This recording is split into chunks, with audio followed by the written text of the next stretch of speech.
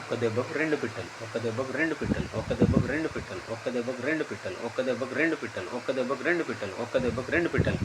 BJP BRS పార్టీలు అంటగాగుతున్నాయి కాబట్టి మీరిద్దరు కలిసి వచ్చే అసెంబ్లీ ఎలక్షన్లలో పోటీ చేసి వచ్చినా కూడా మీ ఇద్దరిని రెండు పార్టీలను ఓడగొట్టి నిర్దాక్షిణ్యంగా తెలంగాణ రాష్ట్రంలో ఓడగొట్టి మేము ఒక్క దెబ్బకు రెండు పిట్టలు, ఒక్క దెబ్బకు రెండు పిట్టలు, ఒక్క దెబ్బకు రెండు పిట్టలు, ఒక్క దెబ్బకు రెండు పిట్టలు, ఒక్క దెబ్బకు రెండు పిట్టలు, ఒక్క దెబ్బకు రెండు పిట్టలు, ఒక్క దెబ్బకు రెండు పిట్టలు.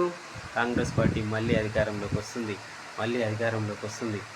ఈ దెబ్బతో ఉమ్మడి మెదక్ జిల్లా, ముఖ్యంగా నూతన సిద్దిపేట జిల్లాలో ఉన్నటువంటి కాన్స్టిట్యున్సీలను కూడా క్లీన్ స్వీప్ చేస్తామని చెప్పేసి సందర్భంగా మనవి చేస్తూ ఉన్నాం తెలంగాణ రాష్ట్ర ప్రజలకు.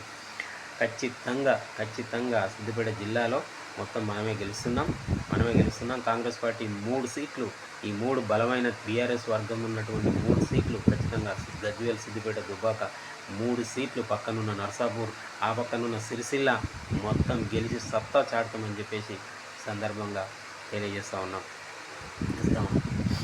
ఇంకపోతే బీఆర్ఎస్ వాళ్ళు మాట్లాడతారు. ఎట్లా మాట్లాడతారు అని అంటే వాళ్ళకి అసలు హద్దు లేదు. హరీష్ రావు గారు మాట్లాడతారు. ఆ మాట్లాడే విధానము చూసే ప్రజలు ఏమర్థం చేసుకుంటారు, ఎంత కలబలి మాటలు చెప్తున్నావు, ఎన్ని అబద్ధాలు చెప్తున్నావు అనేది ఆలోచించకుండా అగాధం మాట్లాడుతూ ఉంటారు. ఎట్లా దోసుకోనో మీ ఎక్స్పీరియన్స్ చెప్పబోతున్నారు మాకు. మీ ఎక్స్పీరియన్స్ మాకు అవసరం లేదు. అవునండి, రజనీకాంత్ గారు అడుగుతారు, టీవీ9 రజనీకాంత్ గారు, రేవంత్ రెడ్డి గారు మీకు కక్ష ఎందుకు కేసీఆర్ మీద? ఎందుకండి రజనీకాంత్ గారు మీరు అలాంటి ప్రశ్నలు అడిగితే తెలంగాణ రాష్ట్రంలో ఉన్న కాంగ్రెస్ పార్టీ కార్యకర్తలను బాధపడతాం. ఎందుకంటే మీరు వాళ్ళనేదో వత్తాసు పలికినట్టు, వాళ్ళనేదో సంకనే మెడల మీద ఎత్తుకొని వాళ్ళ తరఫున వకాలత్ పుచ్చుకున్నట్టు మీరు ప్రశ్నలు అడగడం అసమంజసం కాదు. కొంచెం మీరు ఈసారి అడిగే ప్రశ్నలు జాగ్రత్తగా అడగాలని చెప్పి మనం చేస్తూ ఉన్నాం. కేసీఆర్ని ఏమంటున్నారండి మరి రేవంత్ రెడ్డి గారు? అసెంబ్లీకి రండి, మీ అపారమైన అనుభవాన్ని తెలియజేయండి. మీరు అపారమైనటువంటి 10 సంవత్సరాల ముఖ్యమంత్రి ఎక్స్పీరియన్స్ ఉంది, 20 సంవత్సరాల మంత్రి ఎక్స్పీరియన్స్ ఉంది, 30 సంవత్సరాల ఎమ్మెల్యే ఎక్స్పీరియన్స్ ఉంది. మీరు ఎన్నో ఎలక్షన్లు చూసారు. పరిపాలన విధానంలో, పరిపాలన విభాగంలో ఎంతో బాగా చేసినట్టున్నారు మీరు. అది కొంచెం మాకు ఎక్స్పీరియన్స్ చెప్పండి అసెంబ్లీకి వచ్చి అంటున్నాడు. అసెంబ్లీకి అటెండ్ కాని వాళ్ళకు జీతం ఎందుకండి ఇచ్చుడు? మీరు అలా అడగడం మాకైతే బాధేసింది. కానీ ఆయన అన్నదే వ్యక్తిగతంగా ఆయనకేం కక్ష ఉంటుంది? అసెంబ్లీకి రండి, మీ సూచనలు ఇవ్వండి అంటున్నాడు. మీరు ఏం చేసిరో చెప్పండి, మీరు ఏం చేసిరో, ఎలా చేసిరో మాకు చెప్పండి. మేము ఏమైనా మంచి సూచనలు ఇస్తే వాటిని పాటిస్తాము అంటున్నాడు. మిమ్మల్ని దూరం కొట్టట్లేదు కదా. ఈ విషయం చెప్పినందుకు కక్ష ఏందండి? కక్ష నాకు అర్థం కాదు. మీరు కవిత గారి ఇంటర్వ్యూలు ఇట్లా మేము కొన్ని చూసాం మీకు, కానీ మీరు ఏమడుగుతారు? కవిత గారు కూడా అంటారు మిమ్మల్ని, కమాన్ రజనీకాంత్ గారు, మనం ఇద్దరం దోస్తులు, మీరు అట్లా అడగొద్దు అని. మీరు దోస్తులు అయితే దోస్తులు కండి, మేము కాదనట్లేదు. కానీ మీరు నేను ఏమంటామనంటే మీరు అట్లాంటి ప్రశ్నలు అంత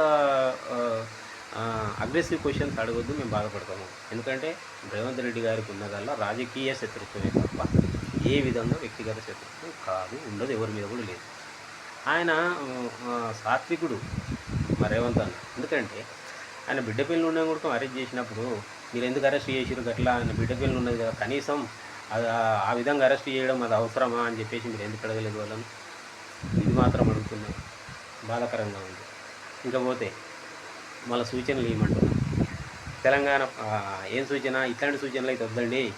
కాళేశ్వరం ప్రాజెక్ట్ ఎట్లా కట్టి ఎట్లా కూలిపోయింది అట్లాంటి సూచన వద్దు. ఎందుకంటే దాంట్లో మీరు ఎన్ని వేల కోట్ల రూపాయలు దోషిరు, ఆ దోషినటువంటి ఎక్స్పీరియన్స్ వద్దు, కానీ ఇంకేదైనా మంచి ఎక్స్పీరియన్స్ ఉంటే చెప్పండి అని చెప్పేసి అడుగుతున్నాడు. అంతే, దాంట్లో తప్పేమున్నది? ఇంకపోతే రాబోయే అసెంబ్లీ ఎలక్షన్లలో ఖచ్చితంగా బీజేపీ బీఆర్ఎస్ పార్టీ కలిసి పోటీ చేస్తాయి. వాటి ఇద్దరిని ఓడగొట్టి కాంగ్రెస్ పార్టీ సత్తా చాటుతుందని చెప్పేసి ఈ సందర్భంగా మనం చేస్తూ ఒక్క దెబ్బకు రెండు పిట్టలు, ఒక్క దెబ్బకు రెండు పిట్టలు, ఒక్క దెబ్బకు రెండు పిట్టలు, ఒక్క దెబ్బకు రెండు పిట్టలు, ఒక్క దెబ్బకు రెండు పిట్టలు, ఒక్క దెబ్బకు రెండు పిట్టలు, ఒక్క దెబ్బకు రెండు పిట్టలు.